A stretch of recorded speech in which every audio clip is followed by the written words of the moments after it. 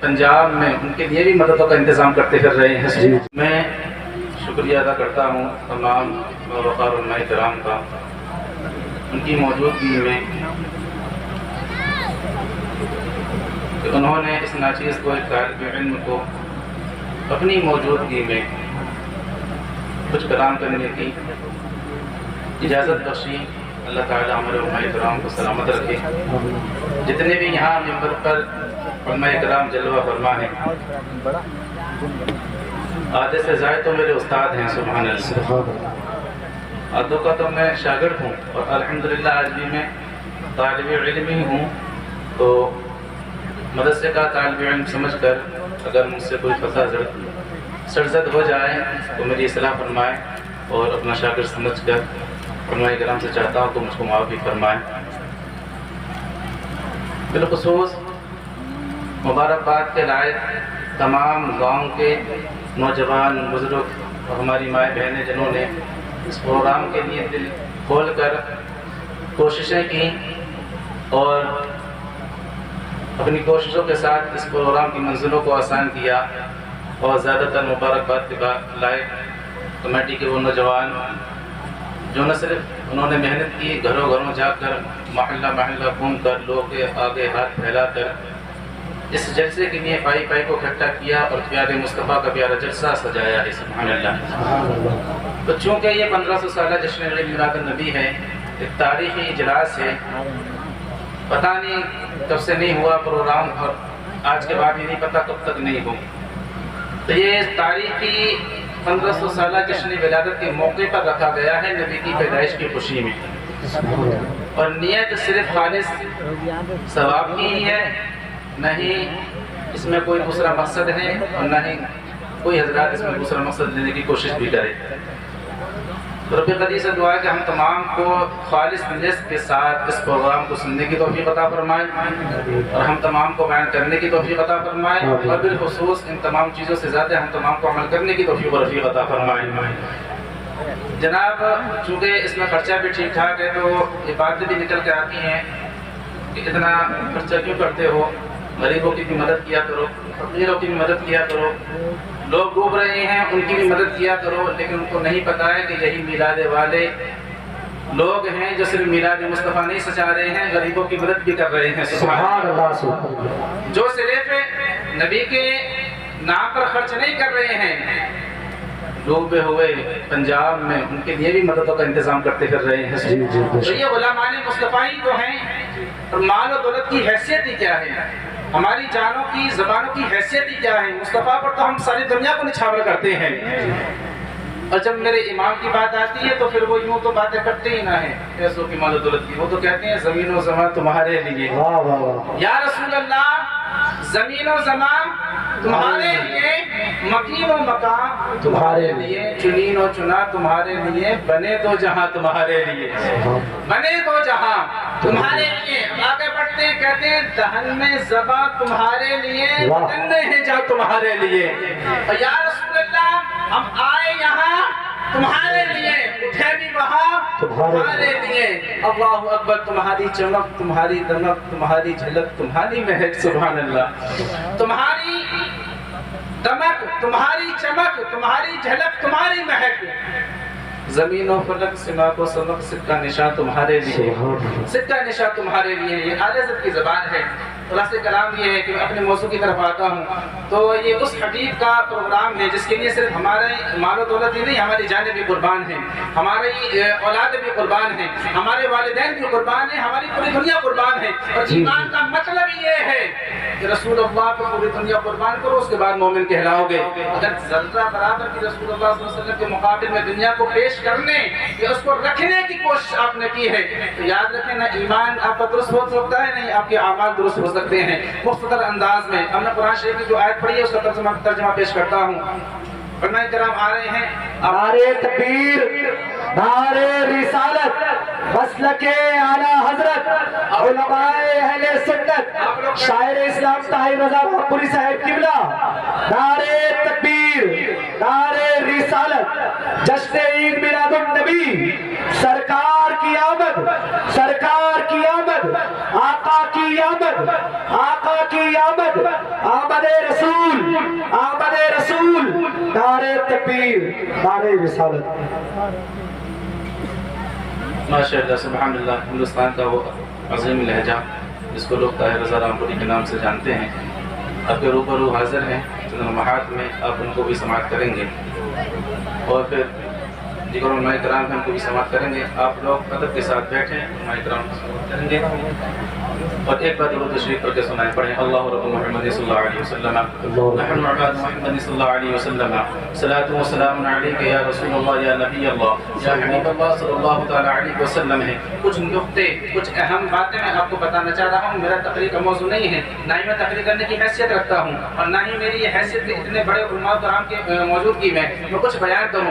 بس کچھ چیزیں ہیں جو آپ تک پہنچانے کی کوشش کرتا ہوں۔ رب قدیر قرآن مجید و فرقان الحمید میں ارشاد فرماتا ہے انا ارسلناک شاہدا ومبشرا ونذیرا لتؤمنوا باللہ ورسولہ وتعزروہ وتوقروہ وتسبحوہ بکرۃ واصیلا۔ ارشاد فرمایا اے محبوب، ہم نے آپ کو بھیجا گواہ بنا کر، خوشخبری دیتا ہوا اور ڈر سناتا ہوا۔ کس لیے بھیجا؟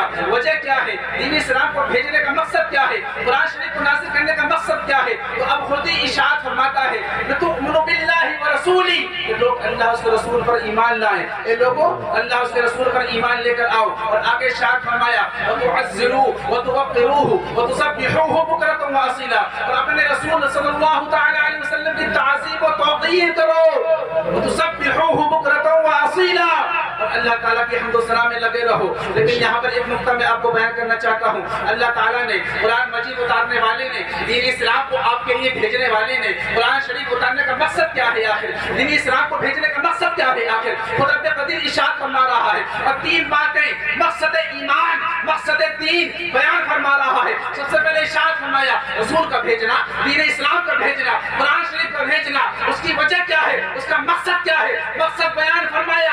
سب سے پہلا مقصد یہ ہے تؤمنوا باللہ ورسولہ، کہ لوگ اللہ اس کے رسول پر، اے لوگوں اللہ اس کے رسول پر ایمان لاؤ۔ دوسری بات، ایک بات ہو گئی، دوسری بات ارشاد فرماتا ہے وتعزروہ وتوقروہ، رسول اللہ صلی اللہ تعالی علیہ وسلم کی تعظیم و توقیر کرو۔ سبحان اللہ، رسول اللہ صلی اللہ علیہ وسلم کی تعظیم کرو۔ وتسبحوہ بکرۃ واصیلا، اللہ تعالیٰ کی عبادت میں لگے رہو۔ ان مسلمانوں، ان جلیل آیتوں کی جمیل ترتیب کو ذرا دیکھو۔ سب سے پہلے رب قدیر نے جس چیز کو بیان فرمایا ہے وہ ایمان ہے، اس کے بعد محمد الرسول اللہ صلی اللہ تعالی علیہ وسلم کی تعظیم و توقیر ہے، اس کے بعد عبادت ہے۔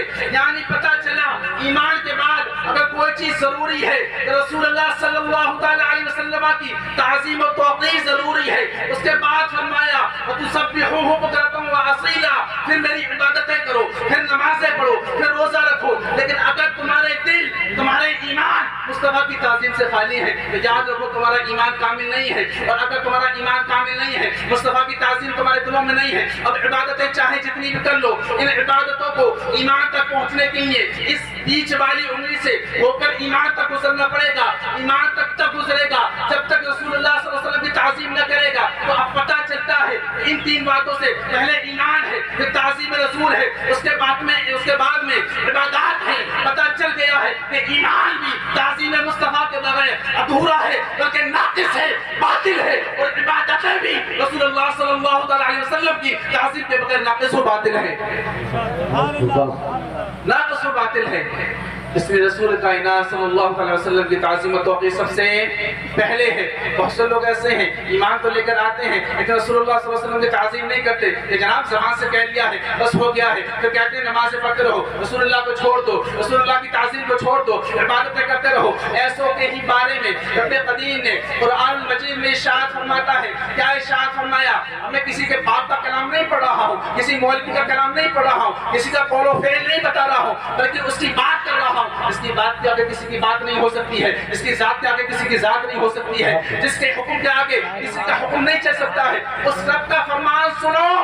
اللہ تعالیٰ ارشاد فرماتا ہے 19ویں پارے میں، کیا ارشاد فرماتا ہے، جو لوگ میرے رسول اللہ صلی اللہ علیہ وسلم کی، جو حبیب کائنات کی تعظیم کو چھوڑ کر صرف عبادت میں رکھتے ہیں، ریاضت و تقویٰ و پرہیزگاری میں رکھتے ہیں، صرف حمد و ثنا میں رکھتے ہیں، اور رسول اللہ کی تعظیم سے ان کے دل خالی ہیں، تو ان کے لیے بیان فرمایا، کیا ارشاد فرمایا، وَقَدِمْنَا إِلَىٰ مَا عَمِلُوا مِنْ عَمَلٍ وَجَعَلْنَاهُ هَبَاءً مَنثُورًا، فرمایا اعمال کرتے ہیں، جو کچھ اعمال انہوں نے کیے ہیں اللہ تعالیٰ نے سب کچھ برباد کر دیے ہیں۔ یعنی رسول اللہ صلی اللہ علیہ وسلم کی تعظیم کے بغیر جو مسلمان عبادتیں کرتا ہے اللہ تعالیٰ اس کی عبادت کو ختم فرما دیتا ہے۔ اب یہ قول کسی کا مولوی کا نہیں ہے، آپ کے چہرے مرجھانے نہیں چاہیے بلکہ کھلنے چاہیے، کیونکہ جو ایمان جس کتاب پر آپ لے کر آئے ہیں اس کتاب کا فرمان ہے، اور شعر بھی اس طرح سے ہے، یہ ہے قول محمد، قول خدا، فرمان نہ بدلا جائے گا، بدلے کا زمان اللہ مگر قرآن نہ بدلا جائے گا۔ اب یہ قرآن کا فیصلہ ہے، کیا فیصلہ ہے، وَقَدِمْنَا إِلَىٰ مَا عَمِلُوا مِنْ عَمَلٍ فَجَعَلْنَاهُ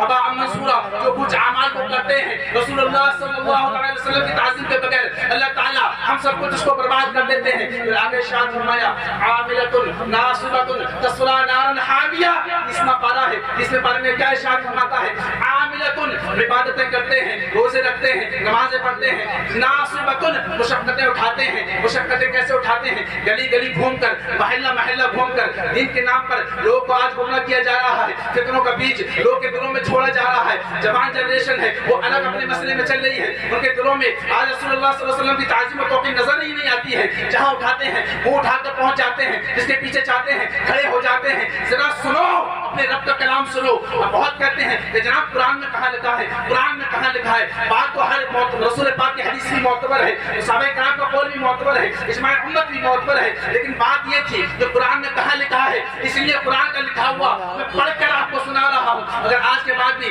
بات سمجھ میں نہیں آئی ہے تو کبھی سمجھ میں آنے والی نہیں ہے۔ اللہ تعالیٰ نے ارشاد فرمایا، عاملۃ عمل کرتے ہیں، عبادتیں کرتے ہیں، ناصبۃ اور مشقتیں بھی اٹھاتے ہیں، گلی کوچوں کو پھرتے بھی ہیں، لیکن بدلہ کیا دے گا، تصلیٰ نارا حامیہ، بھڑکتی ہوئی آگ میں ڈالے جائیں گے، بھڑکتے ہوئے شعلوں میں ڈالے جائیں گے۔ اللہ اکبر، یہ کیسا فلسفہ ہے، یعنی عمل بھی کر رہے ہیں، عبادتیں بھی کر رہے ہیں اور جہنم میں بھی ڈالے جا رہے ہیں۔ مطلب کیا ہے، مطلب اللہ تعالیٰ نے فرما دیا ہے کہ اگر چاہتے ہو کہ تمہاری عبادتیں تمہارے ایمان کو فائدہ دیں اور تمہارا ایمان تمہاری آخرت کے لیے فائدہ دے، تو اپنے دل میں رسول اللہ صلی اللہ علیہ وسلم کی تعظیم کو زندہ کرو، اپنے دل میں محبت رسول کو زندہ کرو، اور محبت رسول کے ساتھ نمازوں میں کھڑے ہو جاؤ، محبت رسول کے ساتھ اپنے چہروں پر داڑھیوں کو سجا لو، محمد مصطفیٰ صلی اللہ علیہ وسلم کی محبت کے ساتھ اپنی عبادتوں میں لگ جاؤ، آپ کی عبادتیں بھی مقبول ہیں، آپ کا ایمان بھی مقبول ہے۔ لیکن اگر محمد مصطفیٰ کی محبت سے دل خالی ہے تو نہ عبادتیں کام آنے والی ہیں، نہ ہی آپ کی تقویٰ و پرہیزگاری کام آنے والی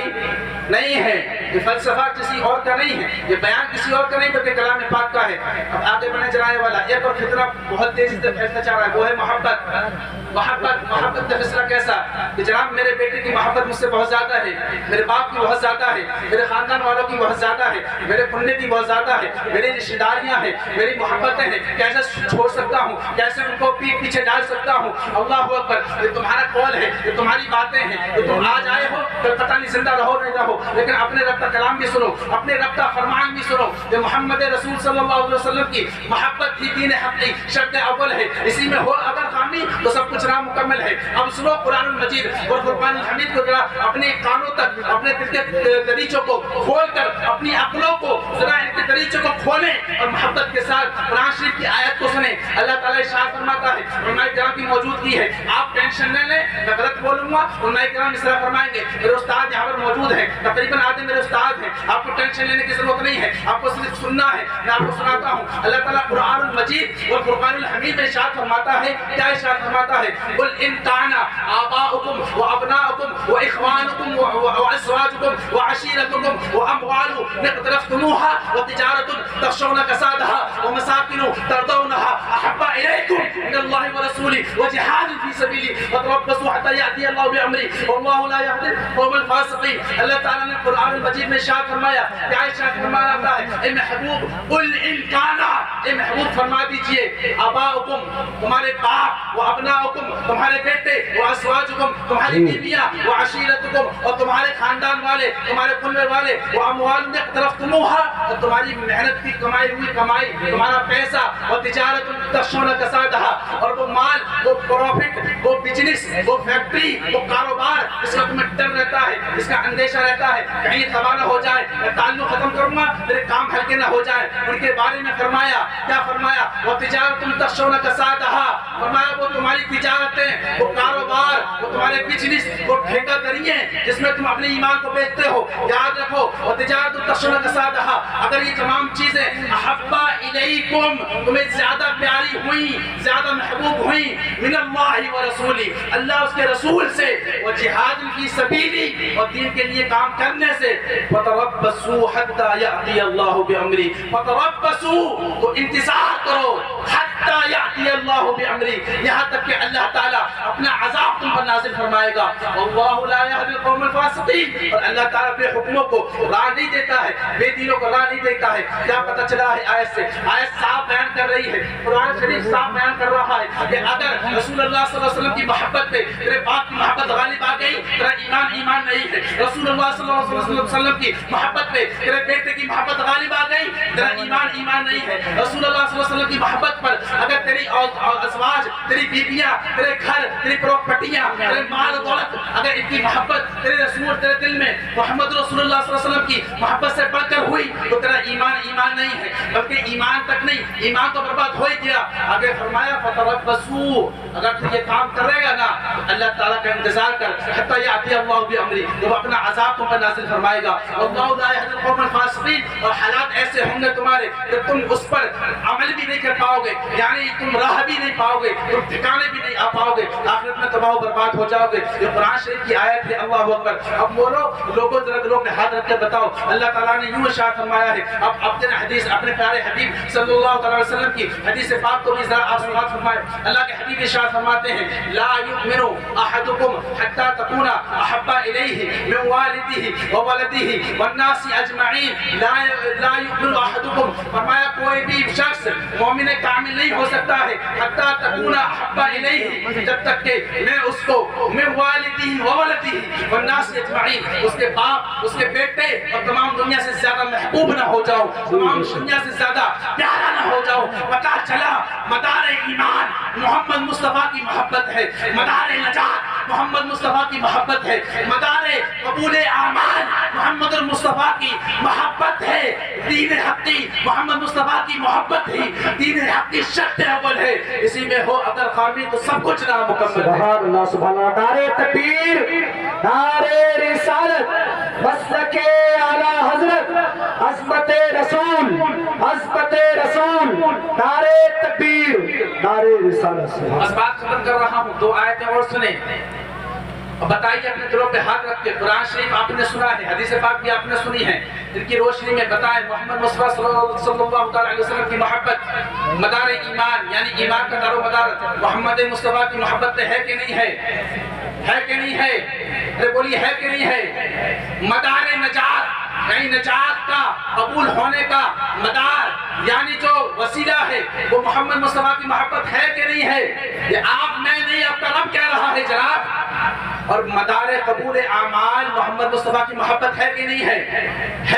آپ تو سب مل کر کہیں گے, اور کہیں گے نہیں جناب ہم تو محمد مصطفیٰ سے, اپنے بیٹے سے زیادہ محبت کرتے ہیں, اپنے باپ سے زیادہ محبت کرتے ہیں, اپنی اولاد سے زیادہ محبت کرتے ہیں, اپنے کاروبار سے زیادہ محبت کرتے ہیں. ہمارے دلوں میں رسول کی محبت سب سے زیادہ ہے, لیکن ہم کہتے ہیں زبان سے, اللہ کرے ایسا ہی ہو, لیکن زبان سے کہہ لینے سے کہ آپ بچ جائیں گے, آپ کا امتحان نہیں لیا جائے گا. اللہ تعالیٰ نے ارشاد فرمایا, الف لام میم احسب الناس ان یترکوا ان یقولوا آمنا باللہ وهم لا یفتنون. ارشاد فرماتا ہے اللہ تعالیٰ قرآن مجید میں, کیا ارشاد فرمایا, الف لام میم احسب الناس ان یترکوا ان یقولوا آمنا وهم لا یفتنون, کہ لوگ یہ سمجھتے ہیں, کیا سمجھتے ہیں, اس گھمنڈ میں رہتے ہیں کہ ہم نے ایمان لیا ہے, ہم نے زبان سے اقرار کر لیا ہے, اب چھوڑ دیے جائیں گے, اب امتحان نہیں ہوگا, اب آزمائش نہیں ہوگی. نہیں, ایسا نہیں ہے, ضرور آزمائے جاؤ گے, ضرور آزمائش ہوگی, ضرور امتحان لیا جائے گا. اگر امتحان میں پاس ہوئے تو مومن کامل کہلاؤ گے, تو جنت کے حقدار کہلاؤ گے.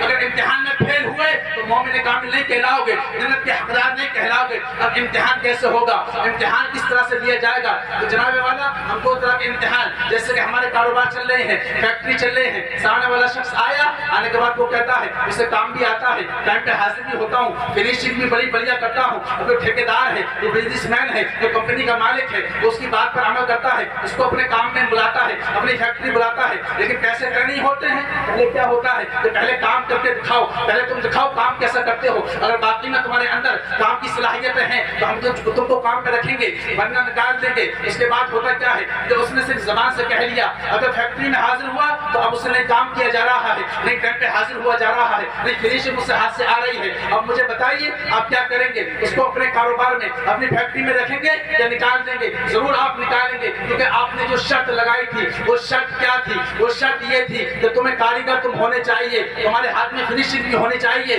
تم ٹائم پر بھی حاضر ہونے والے ہونے چاہیے. اب تمہارے اندر یہ تینوں صلاحیتیں پائی نہیں جاتی ہیں, اس لیے اب تمہارے پاس اب کرنے کے لیے کام بھی نہیں ہے. اب جاؤ کہیں اور اپنا ٹھکانہ دیکھو, ذرا اپنے دلوں پہ ہاتھ رکھو. چھوٹی سی فیکٹری ہے, چھوٹی سی ٹھیکہ دری ہے, اس میں ہمارے حالات کیسے ہیں کہ ہم تھوڑے سے کام کرنے والوں کو قبول نہیں کرتے ہیں. تو کیا اسلام اتنا سستا ہو گیا, دین اتنا نازک ہو گیا تو جو چاہے گا زبان سے دعوے کرے گا لیکن امتحان نہیں دے گا پاس ہو جائے گا؟ نہیں نہیں, ایمان کے لیے بھی امتحان ہے. ایمان کے لیے امتحان کیا تھا؟ سب سے پہلا امتحان کیا ہے؟ محمد رسول کی محبت اور محمد رسول صلی اللہ علیہ وسلم کی عظمت و توقیر کرنا ہے. یعنی پتا چلا ہے اب جو شخص اس محبت میں, اس عظمت میں, اس توقیر میں پاس ہوگا اس کا ایمان کامل کہلایا جائے گا, اور جو ناپاس ہوگا اس کا ایمان کامل نہیں کہلایا جائے گا. اللہ اکبر. آپ کہیں کہ امتحان کیسے؟ اب امتحان کیسے لیا جائے گا؟ امتحان ایسے لیا جاتا ہے, اب چاہے دنیا میں جب تو پھرے گا, چاہے تیرا باپ ہو, چاہے تیرا بیٹا ہو, چاہے تیری بیٹی ہو, چاہے تیرے گھر والے ہو, چاہے عزیز و اقارب ہو,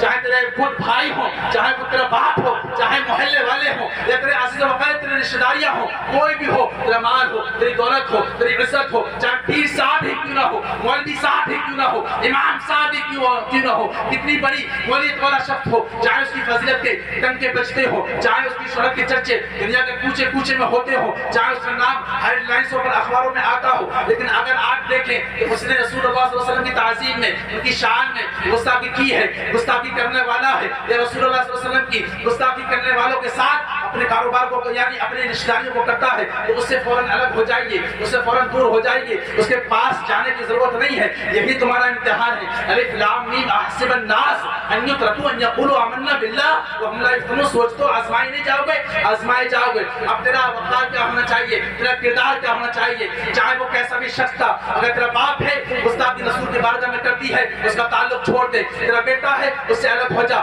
تیری رشتہ داریاں ہیں اس سے الگ ہو جا, تیرا بھائی ہے, تیرے کنبے والے ہیں اس سے بھی الگ ہو جا, اپنے بال دولت کو قربان کر دے, اور محمد رسول اللہ صلی اللہ علیہ وسلم کی محبت کو سب سے بلند و بالا اپنے دل میں رکھ. اس کے بعد تیرا ایمان بھی کامل ہے, تیری عبادت بھی کامل ہے. اگر اس میں تو نے نہیں کوشش کی ہے, یاد رکھ تباہ و برباد ہونے کی منزل پر تو کھڑا ہے. مجھے ذرا ایک بات اور بتائیں, آپ لوگ کہتے ہیں کہ جناب گاڑی والے ہیں, جناب جبہ پہننے والے ہیں, جب ان کو بھی ہم ان کے پیچھے نہیں چلیں گے تو کس کے پیچھے چلیں گے؟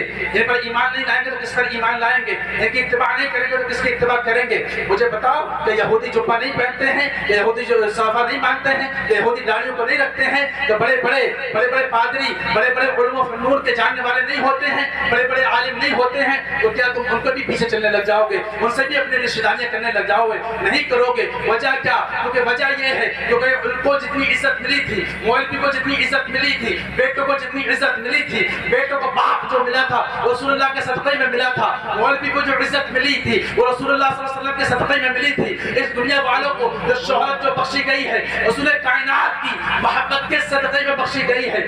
جب رسول اللہ کی بارگاہ میں ہی ان کی شان نہیں گستاخی کرتی ہے, اب پھر اس کی نہ عزت باقی رہی, نہ مولیت باقی رہی, نہ اس کا ایمان باقی رہا ہے, نہ اس کا دین باقی رہا ہے. اب تم کو چاہیے اس سے دور ہو جاؤ, لیکن آپ دور نہیں ہوتے, اب اسے محبتیں بھی نبھاتے ہیں, اس سے عشق بھی لڑاتے ہیں, اس سے رشتہ داریاں بھی کرتے ہیں. ذرا اپنے دلوں پہ ہاتھ رکھو اور بتاؤ للہ کہ ہم واقعی میں انصاف کرنے والے ہیں. اگر آج کھڑے ہو کر تیرے باپ کو کوئی گالیاں بکے گا تو وہ کل کو سے رشتہ داریاں نہیں کرے گا. تجھ کو کھڑے ہو کر تجھ کو گالی بک کے چلا جائے تو تیری ناک اتنی اونچی ہوتی ہے کہ نہیں جناب مجھے گالیاں بکی ہیں, اب میں اس کا ساتھ نہیں دے سکتا ہوں, اس سے رشتہ داریاں نہیں کر سکتا ہوں. تو تمہارے کیسے دل ہے کہ تمہارے رسول پاک کی شان میں گستاخی ہو جاتی ہے, تم چلے جاتے ہو جھولی پھیلانے, چند پیسوں کے لیے, چند ٹکوں کے لیے اپنی عزت کو, اپنے ایمان کو بیچ کے آ جاتے ہو. مسلمانوں ذرا ہوش کے ناخن لو. اور میں آپ کو ایک بات بتا دیتا ہوں, تمہارے ذہن بہت چلتے ہیں نا, تمہارے دل کے دھڑکنیں بہت دھڑکتی ہیں نا, اپنے دماغ کو چلاتے ہیں. نہیں جناب, بات سمجھا کرو, بات سمجھا کرو, مجھے بتاؤ اپنے دلوں پہ ہاتھ رکھ کر آج, اور قسم کھاؤ رب قدیر کی,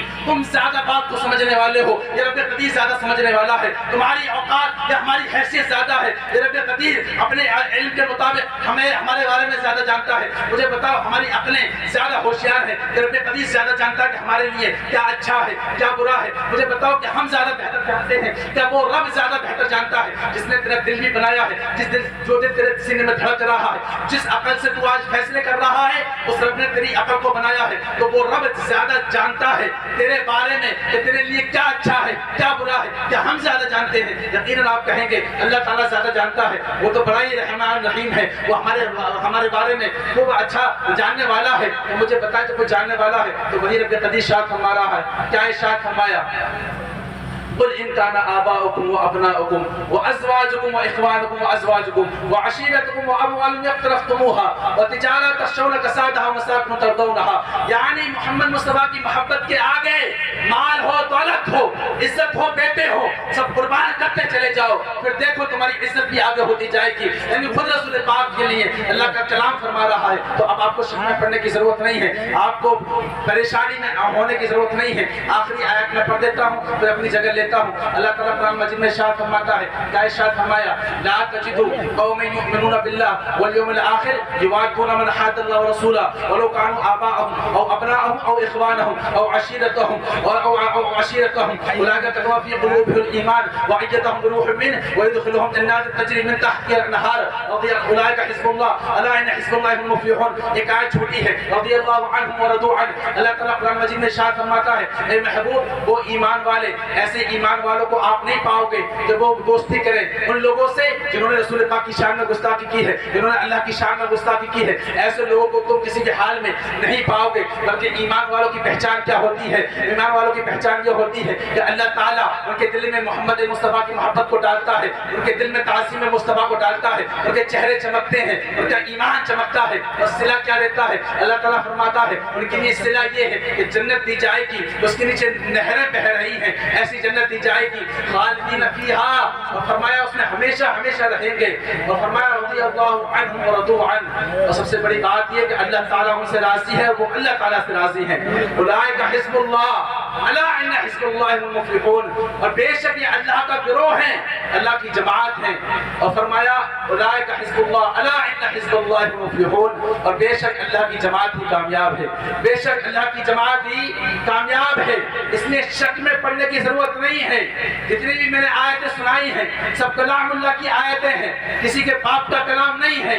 اگر آپ نہیں سمجھے تو پھر یہ آپ کا ایمان ہے. اللہ تعالیٰ نے صاف ارشاد فرما دیا ہے جو رسول کا نہیں ہے وہ ہمارا بھی نہیں ہے. تم بھی نعرہ لگا لیا کرو, جو محمد کا نہیں وہ ہمارا نہیں, جو رسول پاک کا نہیں وہ ہمارا نہیں. عزت بھی ہم نہیں کرتے اس شخص کی جو رسول پاک کی عزت نہیں کرتا ہے. ہم نہیں بیٹھتے اس شخص کے ساتھ جو رسول پاک کے دشمنوں کے ساتھ بیٹھتا ہے. اور یہ فیصلہ تمہارا نہیں, تمہارے رب قدیر کا فیصلہ ہے. سبحان اللہ. تو اگر اس پہ بھی آپ عمل نہیں کریں گے تو پھر کس پر عمل کریں گے؟ آئے رب قدیر کے کلام اللہ کی طرف آئے. رب قدیر ارشاد فرماتا ہے کہ یہی میرے بندے ہیں, رضی اللہ عنہم ورضوا عنہ, اللہ ان سے راضی ہے اور وہ اللہ سے راضی ہیں. اولئک حزب اللہ الا ان حزب اللہ هم المفلحون. اور یہ اللہ کا گروہ ہے اور اللہ کا گروہ ہی کامیاب ہے. تو یاد رکھیں کہ کلام اللہ ہے. تو اللہ تعالی ہم تمام کو ان باتوں پہ عمل کرنے کی توفیق و رفیق عطا فرمائے. وقت بہت زیادہ ہو رہا ہے, علماء کرام یہ بھی موجود ہیں, بس مختصر سی باتیں تھیں آپ تک پہنچا دی ہیں. رب قدیر سے دعا ہے کہ ہم تمام کو رسول پاک صلی اللہ علیہ وسلم کی سچی پکی محبت عطا فرمائے اور ہمارے ایمان کو مضبوط عطا فرمائے. اور ہم تمام کو اس پر سب سے پہلے مجھے اور آپ تمام کو بھی عمل کرنے کی توفیق و رفیق عطا فرمائے. رب قدیر سے دعا ہے جو کچھ بیان کرنے میں غلطیاں پیش آ گئی ہیں اور رب قدیر پیارے حبیب کے صدقے سے اس کو معاف عطا فرمائے. تمام حضرات کلمہ طیبہ پڑھیں, لا الہ الا اللہ محمد رسول اللہ و